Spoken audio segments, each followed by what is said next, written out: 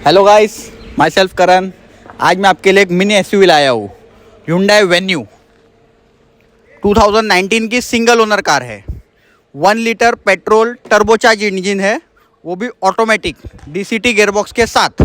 45,000 driven है, वो भी कंप्लीट कंपनी ट्रैक रिकॉर्ड के साथ।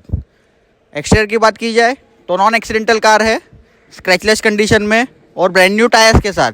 और इंटीरियर की बात की जाए तो नीट एंड क्लीन इंटीरियर है, रूफ से लेके फ्लोरिंग तक। और इसकी प्राइस की बात की जाए तो सिर्फ 8,50,000 ओनली। लोन फैसिलिटी भी अवेलेबल है और इस कार का इंश्योरेंस एक्सपायर्ड है। फॉर मोर डिटेल्स नीचे दिए गए नंबर पर कॉन्टैक्ट कीजिए, फॉलो कीजिए मुझे। Thank you.